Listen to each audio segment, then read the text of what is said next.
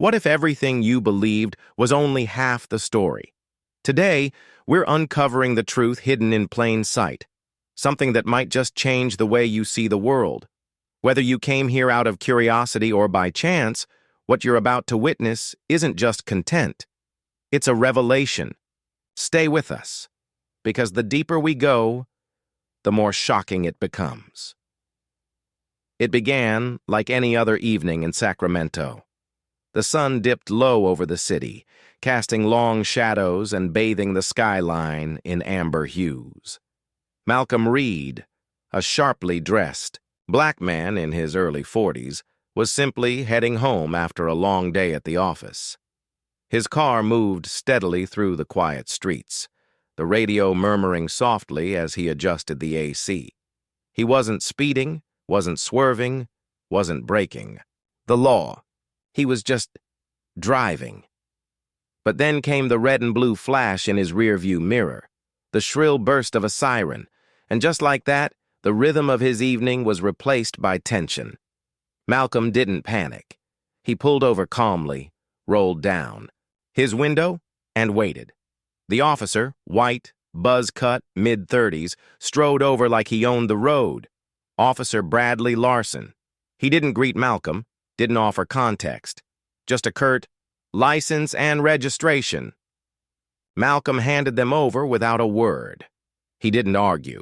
He didn't flinch, but he could already feel it, the suspicion in Larson's eyes, the silent calculation of who he thought Malcolm was, and more importantly, who he wasn't. The excuse was thin. "You didn't come to a full stop at the light." Maybe, maybe not. But that wasn't really what this was about. Larson's questions turned personal. "You're not from around here, are you?" And his tone edged from procedural to something colder, something loaded. Malcolm answered each question clearly and politely. Yet with every reply, Larson's posture stiffened, his interest deepened, and the stop turned from routine to charged. Malcolm knew exactly what was happening. This wasn't about traffic. This was about appearance, assumptions, and power. And while Larson couldn't see it yet, he was picking the wrong man to press, because Malcolm Reed wasn't just a random driver. He wasn't lost. He wasn't confused. And he definitely wasn't unaware of his rights. What Officer Larson had no way of knowing, what would soon shatter his composure completely, was that Malcolm wasn't only familiar with police protocol, he wrote it. In that moment, the real story began, not of a traffic stop gone wrong, but of what happens when bias crashes headfirst into authority, when a man with power misuses it against someone with even more. This is the story of a confrontation that exposes not just one officer's prejudice, but a culture that quietly permits it. It's a reckoning, unfolding right there on the side of the road. And what Officer Larson learns in the next few minutes will define the rest of his career. Malcolm had slowed for the yellow light, just enough, he thought, but it turned red as he crossed. Before he could consider whether he'd timed it right, the unmistakable burst of police lights lit up behind him. No sudden moves, no panic. Just a breath, a glance in the mirror, and a smooth pull to the curb. He rolled down his window and waited. From the cruiser behind him emerged Officer Bradley Larson, badge gleaming, posture assertive. He walked with the kind of practiced authority that came from years of not being questioned. "License and registration," Larson said, voice flat but edged with control. Malcolm handed them over without comment, every move calm, deliberate. But even in that silence, he could feel Larson's eyes drilling into him, like the documents were just a formality and the real assessment was happening in his head. Then came the question, casual on the surface, but soaked in presumption. "Do you know why I pulled you over?" Malcolm stayed composed. "Not entirely sure," he replied. Larson offered a reason, something about not stopping fully at the light. But even as he said it, there was hesitation. Like he knew it was a stretch. Like he was reaching for justification. Malcolm nodded politely. "I thought I slowed down in time, but I understand." Still respectful, still not giving Larson any fuel, but the energy shifted. The officer didn't step back. Instead, he lingered, eyes narrowing. It wasn't about the light anymore, not to him. "You're not from around here, are you?" The question wasn't about directions. It was about belonging, identity, assumption. Malcolm paused just long enough to register the meaning, then answered plainly, "I moved here a few months ago. My address is on the license." But it didn't matter. Larson wasn't really listening anymore. His line of questioning grew sharper, though still veiled in professionalism. "Where were you headed in such a hurry?" Malcolm didn't flinch. "Just going home." His voice never rose, his answers never wavered, yet with every word the dynamic bent further. Larson saw something in Malcolm. Maybe it was confidence, maybe it was calm, but it unsettled him. And that made him push harder. "Step out of the car for me," Larson said suddenly. Malcolm's fingers tensed briefly on the steering wheel. "Still," he asked, "is there a specific reason for that, officer?" Larson's mouth curled for a moment, almost a smirk. Then he masked it. "I asked you to step out. You don't want to make this harder than it has to be." The implication hung heavy in the air, a quiet threat. Malcolm exhaled, opened the door, and stepped out, composed as ever. He was taller than Larson, broad-shouldered, dressed sharply in a tailored suit, polished shoes catching the light. He looked like someone who belonged in a boardroom, not at the center of a roadside investigation. "Hands where I can see them," Larson ordered. Again, Malcolm complied, movement smooth, unbothered.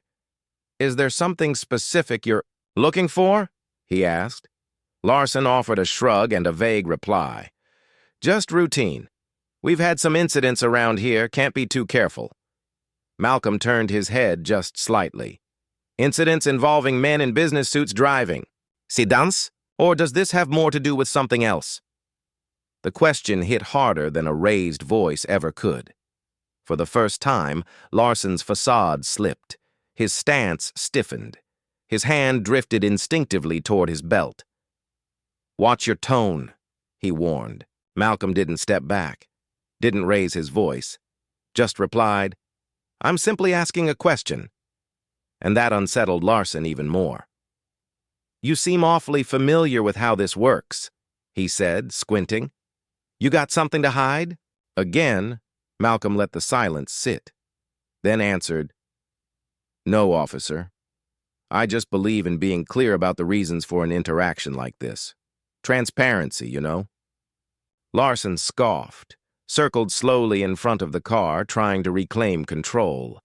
But Malcolm wasn't following the script. No fear, no panic, just that same poised stillness. "You seem pretty confident," Larson muttered, more to himself now. "Like you think you know what's going to happen next." Malcolm didn't bite. "Confidence isn't the issue here, officer. Respect is." That did it. The balance was shifting, and for the first time, Officer Larson didn't know where. He stood. Larson didn't back down. If anything, he doubled down. His fingers drummed against his holster, frustration beginning to seep through his carefully crafted exterior. Malcolm's calm, his composure, it wasn't what Larson expected. It wasn't what he was used to. Most people by now would be flustered, nervous, eager to avoid trouble. But not Malcolm. He stood there, composed, almost serene. And that shook Larson more than any outburst ever could. "Turn around and place your hands on the hood," Larson ordered, voice clipped, trying to regain control. "I need to check for weapons." Malcolm blinked, incredulous, but didn't lose his cool.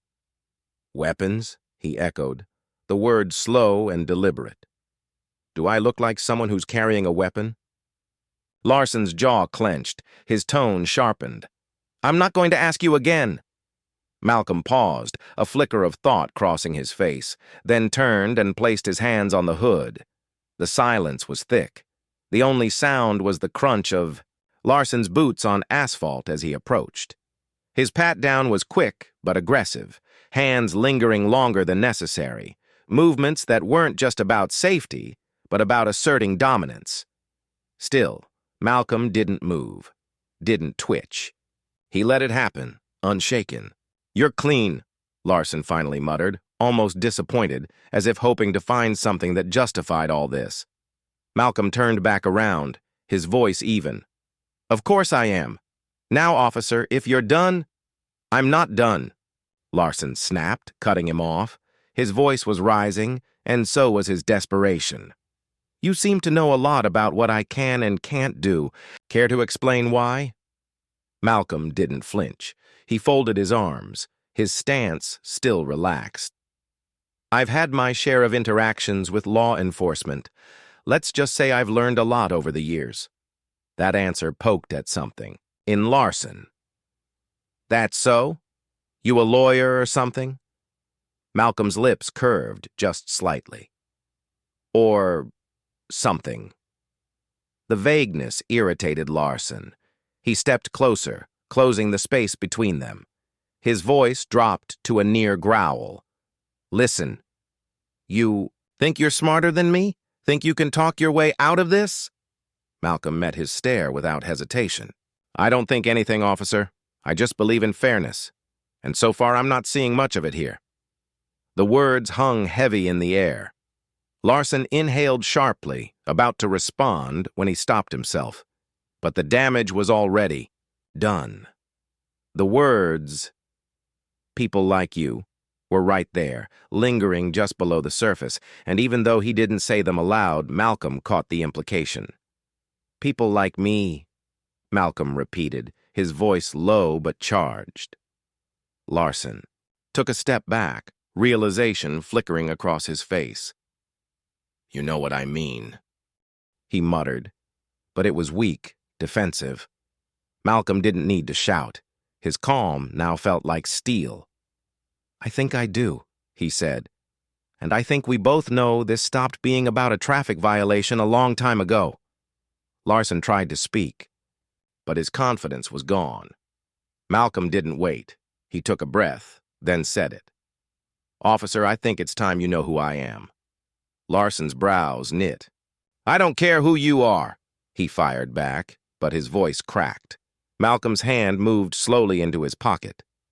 "I'm reaching for my badge," he said calmly, his eyes on Larson's twitching hand. "No need for theatrics. I want you to see it."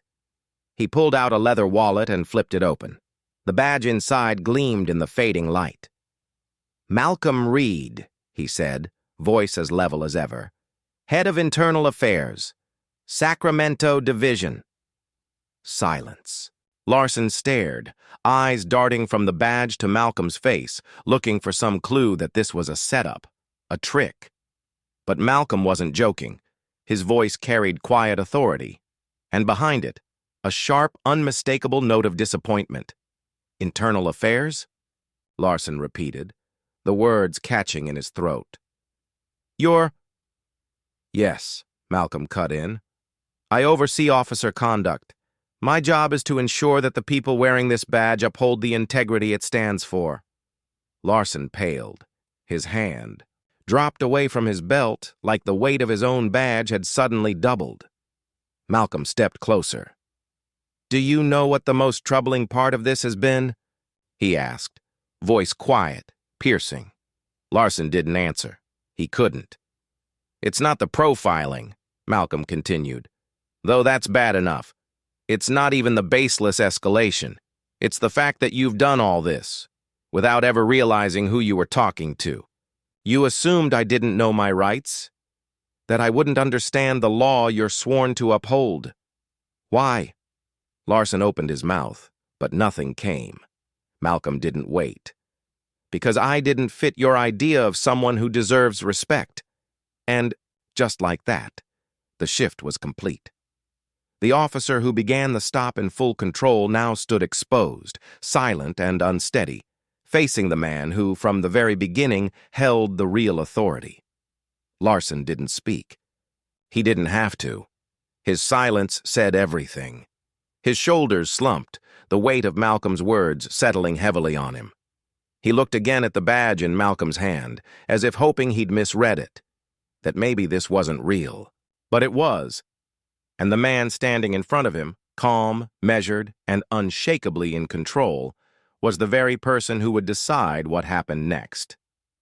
Malcolm took a step back, giving Larson room to process what he'd just learned, but his voice stayed firm. "Here's what's going to happen," he said. "You're going to take a step back, return my documents, and think very carefully about what you say next." Larson hesitated. His mouth opened, ready to argue, but he stopped. The pause was too long, the hesitation too obvious. And then Malcolm added, lowering his voice, sharpening the message, "You're going to hear from me again. Not as a driver you pulled over, but as the man responsible for determining whether or not you're still fit to wear that badge."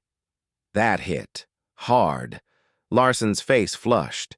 He reached into his chest pocket and handed over the license and registration, his hand unsteady now. Malcolm took them without another word. As he turned toward his car, he paused, one hand on the door, and looked back over his shoulder. "Remember this, Officer Larson," he said. "The badge doesn't make you better than anyone. It makes you accountable to everyone." With that, Malcolm got in and drove off, leaving Larson standing alone in the streetlight's fading glow, no longer the man in control, no longer sure of his future.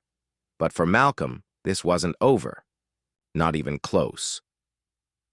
As he drove, the encounter looped in his mind, not because it was unusual, but because it wasn't.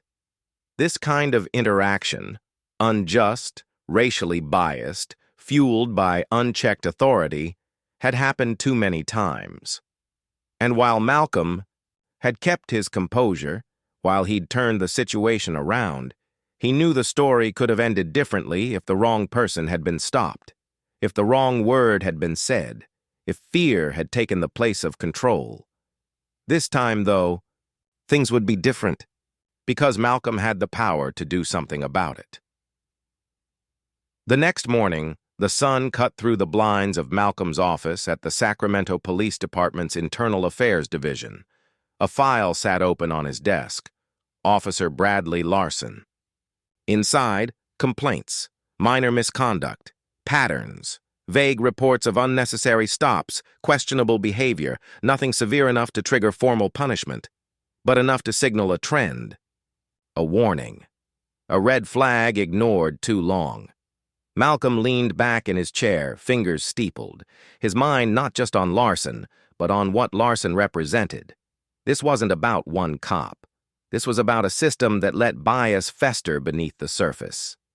A culture where subtle misconduct was swept under paperwork, and where officers like Larson were allowed to continue unchecked because no one wanted to dig too deep. A knock at the door pulled him back. Linda, his assistant, walked in with a stack of folders. "Morning, Mr. Porter. I've got the summary from last month's misconduct cases. Also, Chief Daniels asked me to remind you about the department review next week." Malcolm nodded, taking the reports. "Thanks, Linda," he said, then paused. "Can you also schedule a meeting with Chief Daniels this afternoon? There's something I need to go over with him." She looked at him, sensing something different in his tone, then nodded. "Of course." When she left, Malcolm turned back to the file. But he wasn't reading anymore. He was thinking, calculating. This wasn't going to be a slap on the wrist. Not another quiet warning. Not business as usual. Because Larson wasn't a one-off. He was a symptom. And Malcolm wasn't interested in fixing the surface. He was going after the root. And that meant starting with the people at the top. Later that day, he sat across from Chief Daniels in a conference room. The chief, a grizzled veteran with salt and pepper, hair and a stare that missed nothing, listened quietly as Malcolm recounted the traffic stop in precise, unflinching detail. "I could have written it off," Malcolm said. "Just another ugly encounter. But that would have been a mistake. Larson's behavior isn't isolated. It's part of something deeper, something this department hasn't been honest about." Daniels leaned back, rubbing his temples. "It's not the first time his name's come up," he admitted, but we've always handled it internally, quietly. Malcolm's response came fast, clear. And that's the problem. Quiet doesn't fix anything. Quiet lets it keep happening. It's time to be loud. Daniels looked at him, measured, thoughtful. What are you proposing? He asked. A department-wide review, Malcolm said without hesitation. Not just individuals, but policies, training, the entire accountability structure. If we don't change the system, we'll just keep producing more Larsons. Daniels didn't speak right away, but Malcolm could see it. The shift. The recognition. The beginning of something bigger. The following weeks were anything but quiet. Malcolm's proposal for a full departmental review didn't just stir internal waters, it sent shockwaves. Meetings filled his calendar, interviews were conducted, data was pulled, patterns were scrutinized. Malcolm didn't hide from the spotlight. In fact, he walked straight into it. He talked with fellow officers, held public forums, met with community members who'd long felt unheard. And every story, every piece of feedback only reinforced what he already knew. This wasn't about a single officer. This was about a culture in need of a reset. The Larson incident became more than just an encounter. It became a case study, a symbol, a spark that forced the department to confront its blind spots. Malcolm made sure of that. He was present at every session, asked the hard questions, pushed past deflections. There would be no sweeping this under the rug. Not anymore. As for Larson, he didn't escape the consequences. An internal hearing was scheduled, and this time the process was different, transparent, thorough. Malcolm made no effort to hide his involvement. He sat across from Larson during the proceedings, not as the man pulled over, but as the official tasked with holding him accountable. The discomfort in the room was palpable. Larson, who had once commanded a traffic stop with smug certainty, now sat stiff in his chair, under scrutiny, facing a department finally willing to look itself in the mirror.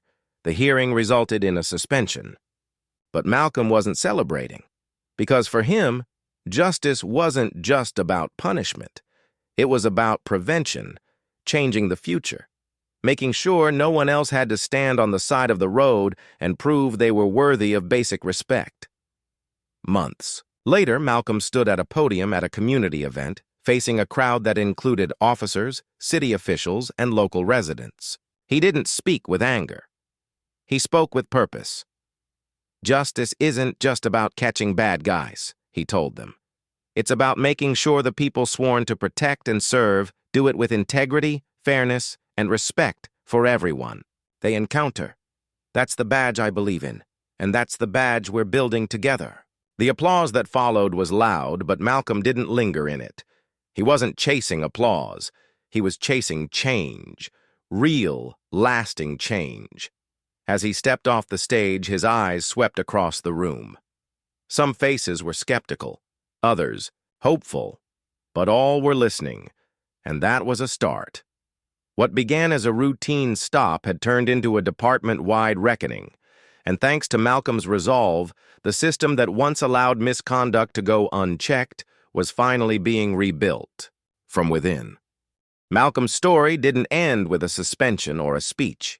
It marked the beginning of something bigger, a shift in mindset, a commitment to accountability that stretched far beyond one officer or one department. What happened on that roadside could have been just another statistic, another quiet incident that never saw the light of day. But Malcolm refused to let it fade. He understood something that too many in power forget. Real change starts when someone stops accepting the excuse that it's just the way things are. The badge in his pocket wasn't just a symbol of authority, it was a tool for reform. And he used it not to settle a personal score, but to challenge a system that had normalized disrespect, minimized bias, and avoided hard truths. In confronting Officer Larson, Malcolm wasn't just confronting a man. He was confronting a pattern, one that too often ends in silence, in frustration, or worse. But this time, the story flipped. This time, the man who got stopped was also the man who could stop it from happening again. Malcolm didn't act out of anger. He acted out of duty. And in doing so, he reminded everyone, inside the department and out, that respect isn't earned. Through intimidation and power doesn't mean impunity. His message was simple. Justice isn't a privilege for some, it's a promise to all. So if this story moved you, if you felt the weight of that roadside tension, if you recognized the imbalance and saw the courage it takes to call it out, then don't keep it to yourself. Share it. Talk about it. Because these are the conversations that matter. These are the stories that can shift perspectives, challenge institutions, and plant the seeds of something better. And if you believe in stories that speak truth, that hold power accountable, and that remind us of what we're capable of when we stand for what's right, then subscribe, follow, and stay tuned. Because we're not done, not even close. This is just the beginning. If this video made you feel something, anger, hope, joy, heartbreak, don't let it end here. What you do next matters. Share this with someone who needs to hear it. Comment below. What part shook you the most? Let's create a space where real stories bring real change. If you felt moved, inspired, or even challenged, hit that like, subscribe, and ring the bell so you never miss a story that could change everything. Together, we're not just watching, we're awakening.